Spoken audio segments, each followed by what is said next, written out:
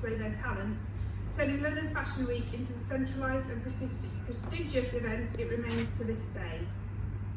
Throughout Lynne's long and successful career, she's influenced awareness of many societal shifts and trends both in the UK and internationally. She has worked with McDonald's on a UK Women's Leadership Network. She's worked with Tesco on engaging their women's customers through media partnerships. She's launched high fashion home shopping with Next and motivated the public towards responsible consumerism when advocating John Elkington's trailblazing Green Consumer Week. Her books and workshops, including the SEED, so SEED stands for Sustainable Enterprise and Empowerment Dynamics Handbook, has been published worldwide, has pioneered a more feminine approach to business combined with personal empowerment, and has inspired thousands of women to join a movement of sustainable economic independence. She's championed women's leaderships from post-war Bosnia to rural South African villages, and for women in prisons to women in the corporate boardroom. She was awarded an OBE for her services to business, fashion and women's empowerment from the Prince of Wales at Buckingham Palace on June 6, 2018. And she has featured regularly in the media and has taken part in several television shows, which I think she might tell you a bit more about in her keynote. They have included I'm a Celebrity, Get Me Out of Here, and Come Dine With Me, so some of my favourites there. And she's also a parent of 2 and a grandmother of 7. So, Lynne, following that introduction, please come and tell us more. Morning everybody, I hope you're all very well. I am just completely gobsmacked, to be honest, by, I need a clicker actually, by the amount of support you've all got. I mean, it's just really blown me away. I am a pioneer women entrepreneur, I'm a serial entrepreneur, and I started my first business before most of you were born. Thank you very much. So to hear now the amount of organisations and support networks that can be there for the asking is incredible. I was one of the key members of the first women's business network of any kind. I don't even remember when that was, but so much has moved on. However, not enough, because we also heard, when I think it was Paul's figures, about the 65 million, and I can't remember exactly the figures, 12 million was from women. There's still a lot of work to do, and also there's a lot of changes to do in the business world, because it's not just about women having more opportunities. It's, in my opinion, it's about business being done in a different way, in a far more collaborative way, and I'm going to be talking about that as we go on. So what I've done is, you've heard a little bit about my past. I was wondering if that was me for a minute. I thought, no, that's not me. It was far too technical. So I've done a little PowerPoint of my story just to really bring it alive. So let me see a picture of me, because you've got me here. So this was the AdFab days. That was my first business card. That was in about 1970. And you know, this was long before AdFab, and thank you for not mentioning it. Do all of you even, you're all too young to even have watched AdFab, I think.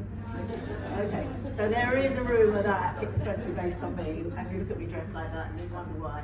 Anyway, that's my first office, that's how I started.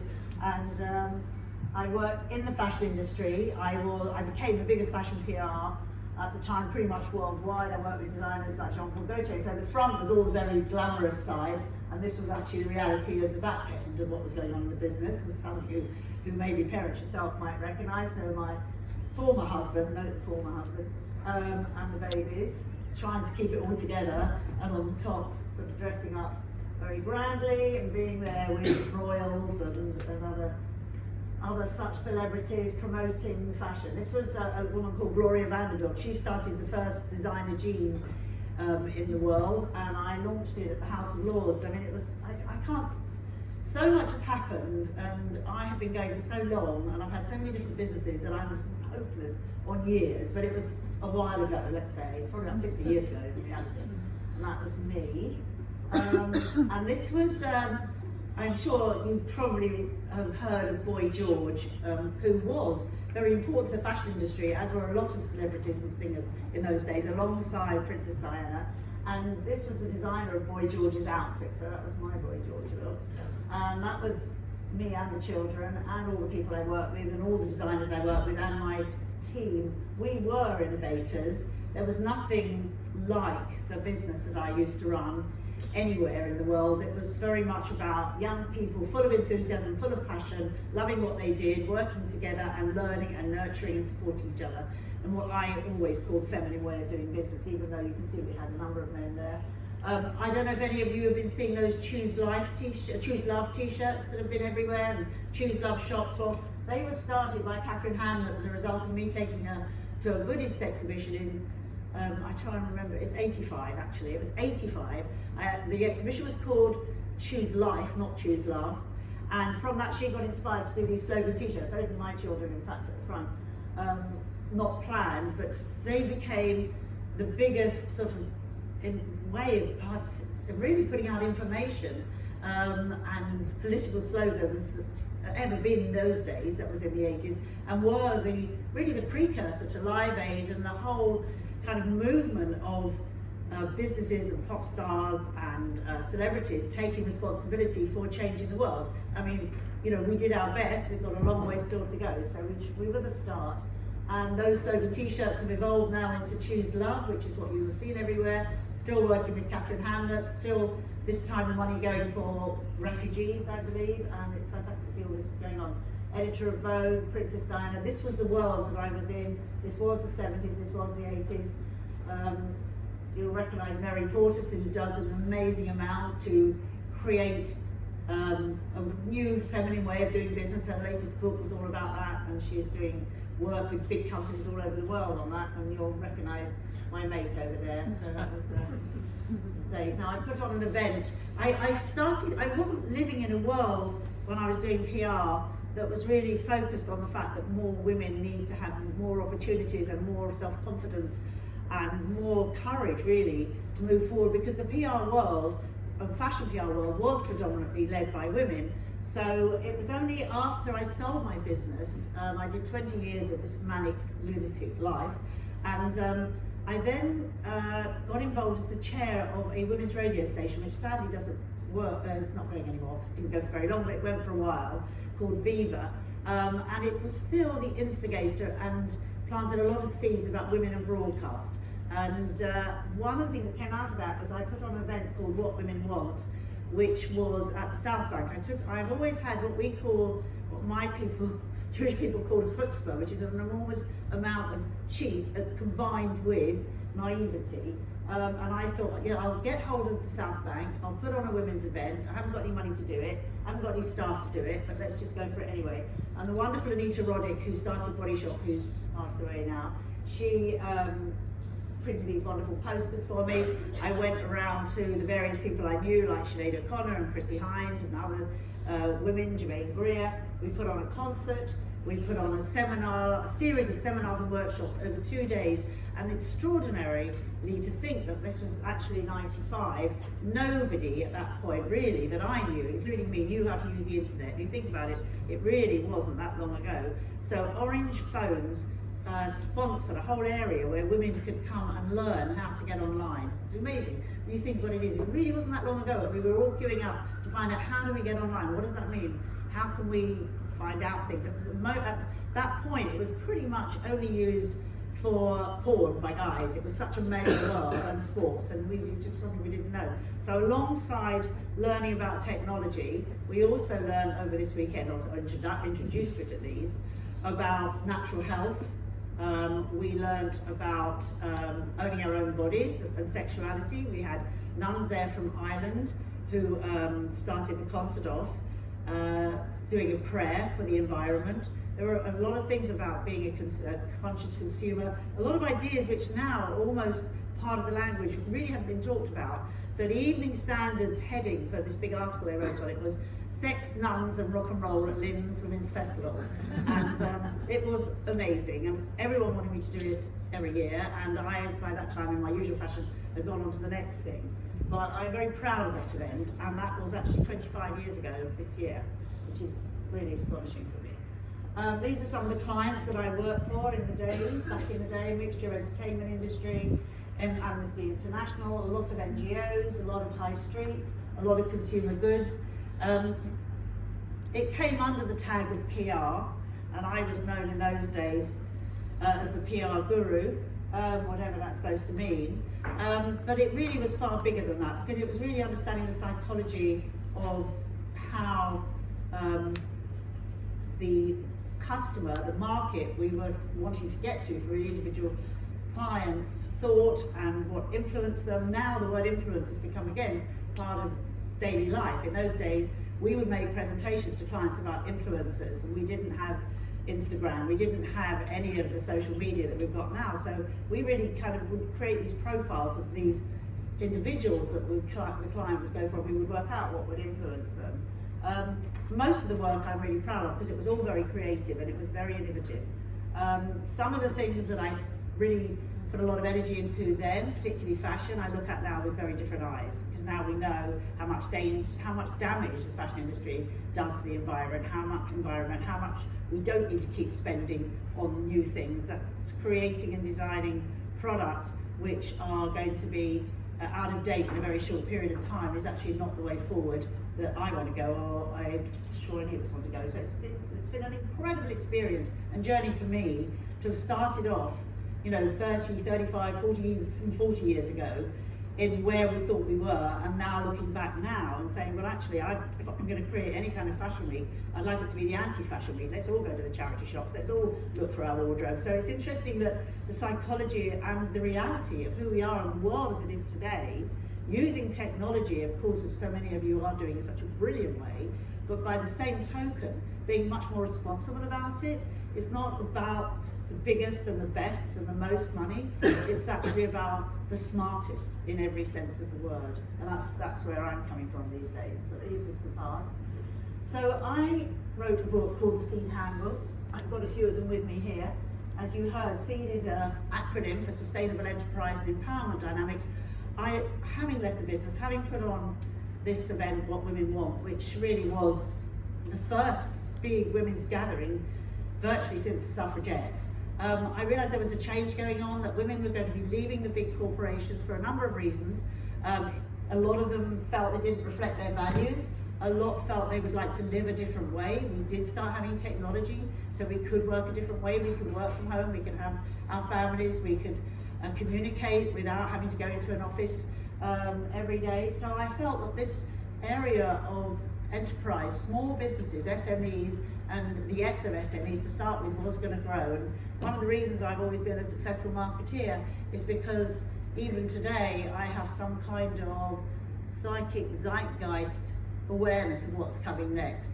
You can all come and talk to me about what's coming next afterwards. You're the innovators, I'll learn from you. But I always know, just from a psychological perspective, where people are going, which is why I'm talking to you, among other things, about smart business and being responsible about the businesses you're doing before you kind of go too far along the line of your new business. You come up with this incredible something or other, actually looking at how it's made, how it's manufactured, what's that doing to the climate, how that's going to affect your customer, how that's going to affect your reputation. You want to be a business that actually is congruent with the way that life is going.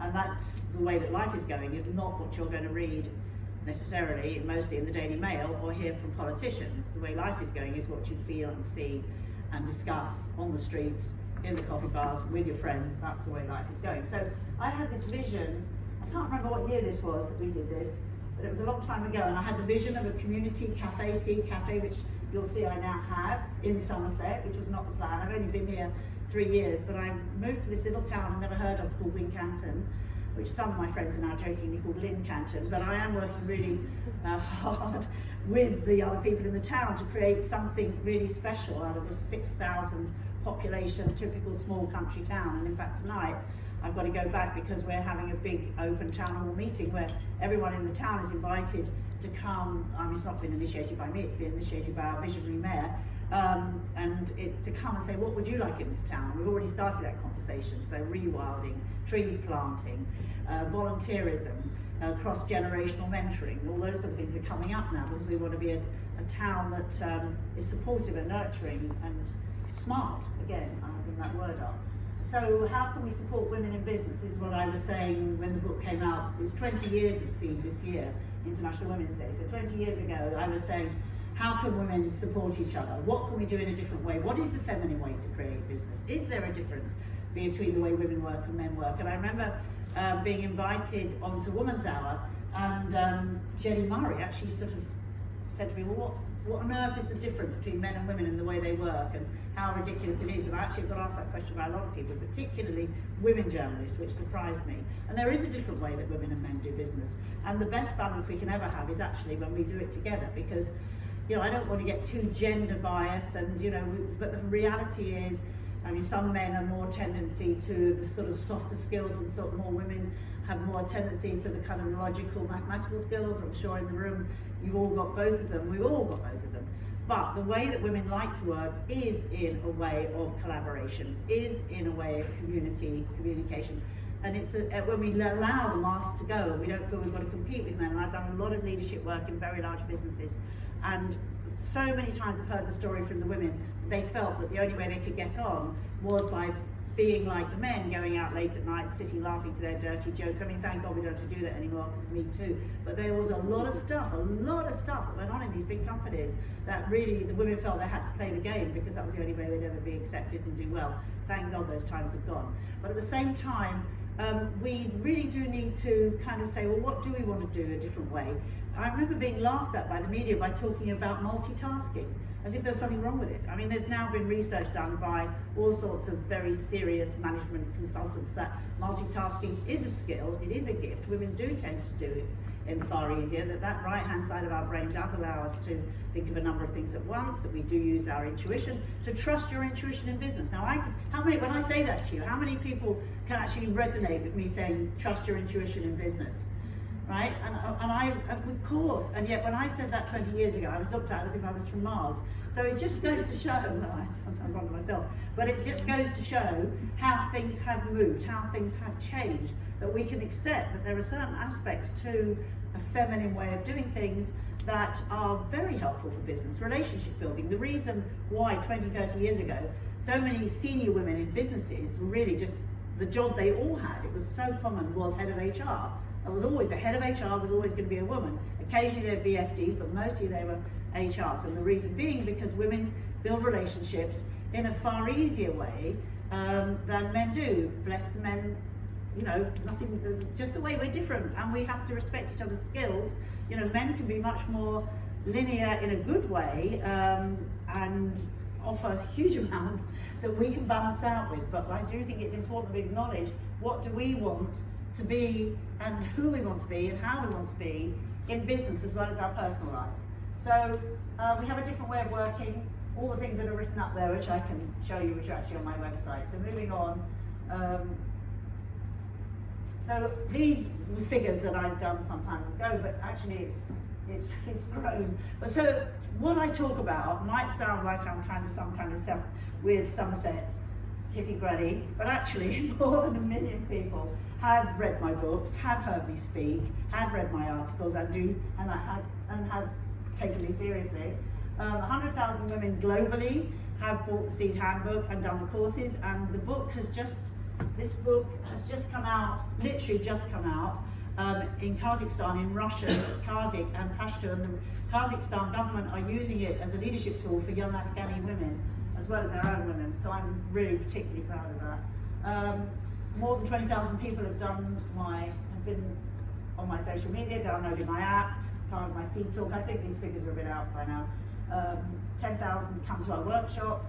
100 major towns and cities worldwide have hosted my events, and I have spoken at 50 major international corporations and large business groups over the years. And again, I think these have moved on even since I've done them. And for more than 25 years, I have devoted my life to gender equality and a balanced society, because it's not because I think women should be running things and we want to put men down, it's because we want a balance. And until we get a balance, and again, there's been a lot of research done by McKinsey's and others to show that when a board of directors of a large corporation has that balance of men and women, not the token 1, 2 or 3 directors that are women and then the 6 or 7 or 10 that are men, but actually it's a balanced society, and perhaps even shared jobs with male and female. That's what creates a whole different energy and success for those businesses. So I really do believe that it is about us working together, respecting each other with men, but I also feel very strongly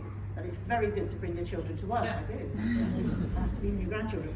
So the other thing though, I must say, having said that point, is that I also think it's very important for women to have their own space and to be able to meet like here. I mean, I appreciate the courageous men in the room, but I also think it's very, very important that we have our own small groups, that we have, and I've had that thrown back at me a lot of times. Why do women need to meet on their own?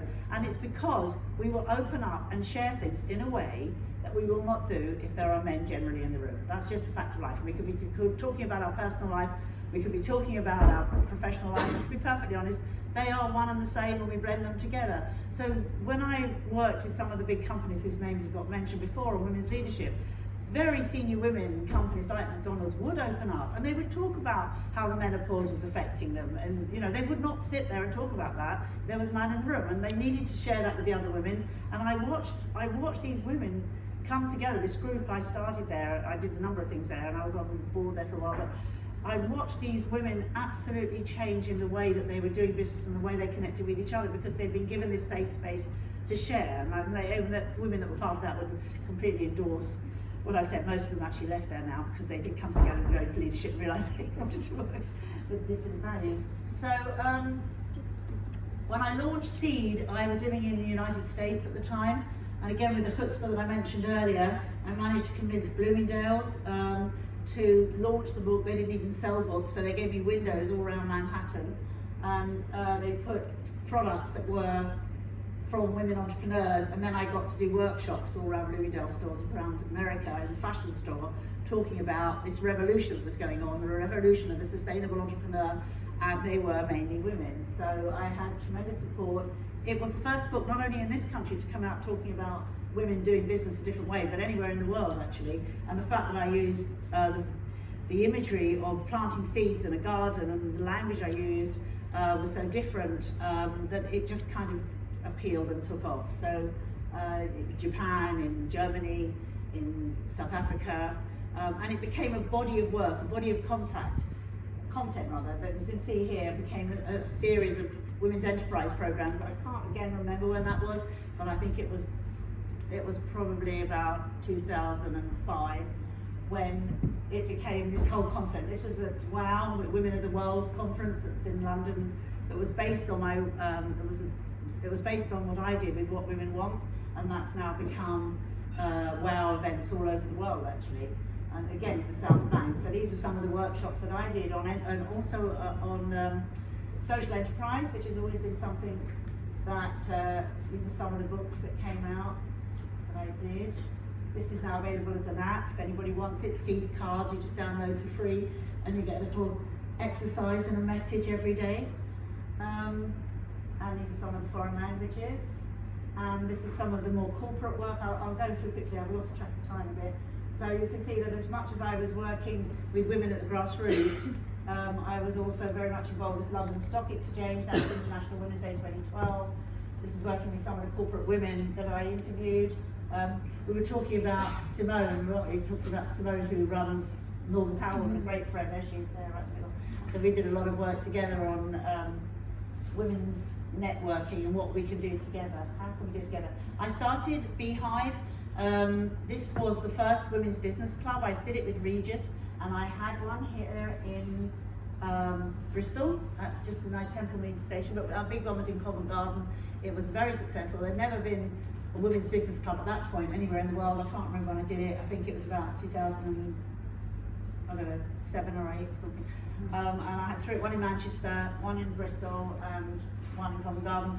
And I don't know how again, used a bit of chutzpah to persuade the head of Regis, because it's not his sort of style, to start a women's business club, but very successful until the building in Covent Garden, which was our main one, got bought. It didn't get bought, it was actually owned by a landlord who owned most of Covent Garden, and asked us all of us in the whole area, to leave so he could turn them into expensive flats. And at that point, it just wasn't the right time to keep going with it, but I made a promise to myself that I would never put that energy and effort into a building unless I owned the building, and now I do. I'll show you a little bit in a moment. That's all workshops in there. This is some of the work that I did. This was in Africa, in South Africa, with the women there doing seed work with the women in the rural areas, which was one of the highlights of my life, absolutely one of the joys of what I've done. Teaching women how to put their vision into again, it's the metaphor of a garden and how they wanted to have these centres for children and for women's empowerment in areas where they had no power. They were still getting the water every day. They were treated abominably by the men. There was a huge amount of rape and incest and sexual violence, which I've worked a lot with over the years. These were two of the knitters in Bosnia through the World Bank and UNESCO. I got involved in a project after the war in Bosnia. The women, the Yugoslavian women as they were, one of the things they all did was hand knitting. Many of them had lost their husbands, their sons, their brothers. It was a terrible situation. So we put them together, which is one of the things I do, with women designers in the UK mostly, people like Betty Jackson and Adina Ronne, and we got them making hand knitwear for these designers and showing them in London Fashion Week. It was incredible, but again, very moving. I mean, the work that I've done, which I call service work, is of course the one that has given me the most joy, hasn't made me the most income, so it's about balance, and my feeling is always, and it still is, a third of my time is doing things that I really love, but that I get paid for. A third of my time is doing things that, this is the theory anyway, that I do because I want to just give, and that's my service work, and then a third of the time is for myself. But the third of my time for myself, of course, does tend to shrink. So that was Anita Roddick's memorial service, actually, when we all had I Am an Activist badges. I am an activist. This was actually Greenham Common. I'm afraid the heads have got cut off there, but for any of you who remember Greenham Common, I was down there with Catherine Hamlet, with the t-shirt saying US Go Home, protesting. At that point, I have no idea when that was. I think it must have been, I don't know, late 70s, early 80s. I was running 1 Billion Rising. I don't know if any of you know about that. That was something that I did with the events, slowly wrote Vagina Monologues. And for 3 years I was running that in the UK, put big events on in the rain, as you can see, with politicians and singers and others, which was all about drawing attention to sexual abuse to women. So I did a big one in Trafalgar Square, one in Marble Arch, elsewhere, and got a lot of awareness. And this was before Me Too, this was before all the stuff that we're hearing now and seeing now. To bring awareness through music, through collaboration, through speaking to each other and sharing stories. It was about, we brought a lot of attention to FGM, female genital mutilation, a lot of effects on that. We did a lot of work bringing attention to what was going on in the Congo, in the DRC, where sexual violence and rape was used as a weapon of war. So at the same time, the reason I bring this up is not because I'm saying, aren't I great, it's because we're all great, is it's about the balance for all of us. Yes, we want to run a great business, yes, we want to be innovators, but let's get the balance right so that we are doing what we can in every way with our skills, because we're all so skilled. So this was some of the stuff I did with Eve. This is Baroness Kennedy, Helena Kennedy, human rights. This was drawing attention to what was going on in the Congo, Sandy, Toxic, some of the politicians from the Congo. Now this was, I have to put a bit of light relief. Don't ask me why I did it, I have no idea. I really don't. And I watched it this year and I thought, what the hell was I thinking of? But anyway, it wasn't because I thought I had to be on it. I'd never watched it. I'd been living in the States and I'd never watched it. And I said to my son, who was very media savvy, that I was doing it. He said, have you actually bothered to watch it? Maybe you should. And I had absolutely no idea what I was getting into, mad really. But it was, I guess, it was one of those things again where I get challenges and I say yes, okay, yes, I'll come and live in Wincanton, yes, I'll go on, I'm a celebrity, yes, I'll sit on a couch with peers and talk about what feminism really means. Yeah, why not? That's where I live my life. There are times when I think perhaps I should say, let me have a think about that, but I don't. And then of course, let us not forget, the lovely, that's supposed, they said that was supposed to be me. Far better taste than that. And then I was very honoured to get the, that's my mum. I left school at 16, by the way, and so my mother gave up many, many years on me ever sort of getting anything. So I got a number of doctorates over the years, which was rather nice. And then I got that, which was lovely. Took my granddaughters and had a nice chat with Prince Charles. It was all very lovely. That was before they were having their problems. And community tribe. I ended up in Wincanton. I don't know how. People ask me how I got there. I truly don't know. I bought a shop. I bought a building right in the middle of town, and that became a shop at the front. And next door was a pub, which was rather slick. So this is not. I'm not just a shopkeeper now. I am a very silly woman who keeps opening lots of businesses and I would advise you to stay far more focused than I ever do. But anyway, I'm very happy with it. I've got wonderful people running it, and I've also got a cafe, and you might remember earlier on that there was a little cafe, little symbol on one of those visions that I did many years ago, and I got Seed Cafe, and I'm still working out what it is. It's the three pillars of it really are education, well-being and entertainment. So it's all very much about workshops. We've got bedrooms there, we do retreats there, I teach there. We've got information here, we've got a little table as well over there. If any of you want to come talk to me or Samantha, my assistant who's here, we've got lots of really powerful, small, intimate retreats coming up where I work with people on their visions, and not all the wonderful support you get in the zone here, but a different kind of support, which is very much about the personal. And I'm doing a lot of work on that. That's sort of delicious food. Apologies to bring all that in. And these are some of the workshops that we've done there. And so I'm doing two things now. I think on the radio this morning, I even saw we started at a seed market for craftspeople. That's our mayor. And bringing up a lot of activities locally, because I really am a great believer in think local, act global. So I'm now looking at what can we do. We have Women's Monthly networking evenings. If any of you live remotely near, please come. And we dance, and we share, and we tell our stories, and we open up. And sometimes we even talk about business. But we connect with each other in a very powerful way. And lots of, Molly Gunn, who was on the right-hand corner there, does his Selfish Mother blog. Do you know Selfish Mother blog? Very successful. She's raised over £1 million by selling t-shirts with different logos on towards women's charities all over the world, as well as making a living for herself and her family. So she's a local friend. There's some amazing people everywhere in this room. You're all amazing. That's some of the interest that's what I've been doing has been getting in the media. And this is a quote. I'm almost finished this particular bit of the presentation, but you don't have to have a business to be an entrepreneur, even though I suspect most of you have. It's part of your spirit, your passion, to fulfill, I can't do that, your life's purpose. And I'm not doing like this next time. And manifest your dreams. So you don't have to have a business to be an entrepreneur. It's part of your spirit, your passion to fulfill your life's purpose and manifest your dreams. That's what being an entrepreneur is. So I want to that's what has happened. I have no idea of time. I think I'm still okay. We are going to do a bit of Q&A. How long? Time for about 3 questions, but you've got a video. I've got a video. So I really want to tell you where I am now very, very briefly, because I want to ask you all for help. So Seed is 20 years of Seed this year. I mentioned it's Seed 2020. I have a whole new toolkit called Power of 7, which is based on 7 female archetypes. I'm going to show you a very little brief film about it, bringing groups of 7 together.